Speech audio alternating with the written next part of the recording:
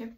Na internete som videla nový trend videí a to, čo nosím a koľko to stálo, a mne napadlo, že trošku to prerobím a ukážem vám dva rôzne nákupy a poviem vám, koľko to stálo. Tak poďme hneď na prvý. Ako prvý je nákup v Galantérii. Je to takáto kopa veci. Krinolína.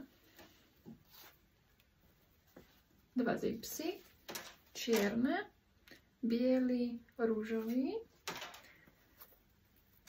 široká guma a čierny šikmý prúžok. Potom som kupovala ešte dve elastické látky. Tu sú 3 metre. A tu táto bordová je to isté a má tiež 3 metre. Schválne si tipnite, koľko som za tento malý nákup zaplatila. Tento. A to je nákup zo sekača. Hneď ako prvé, tu mám túto extrémne dlhú, extrémne veľa látky. Tu je možno 10 metrov. Je to takáto elastická látka a potrebujem ju na prototypy do jedného projektu. Potom som si kúpila tieto gate. Sú to také riflové gate, ale s nádherným printom. A chcela by som z toho urobiť korzet.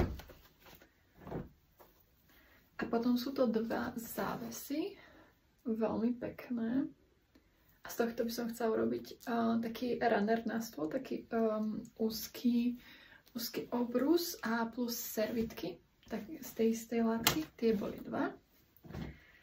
No a kus látky, veľmi pekný, z tohto budú buď vankúše, alebo tiež taký runner na stôl do obývačky. A schválne si tipnite, koľko tento nákup stál. No a cena nákupu v Galantérii až neuveriteľných 56 € a cena tej veľkej kopy zo sekáča je len 17 €. Verím, že ste si tipli správne a vidíme sa na budúce.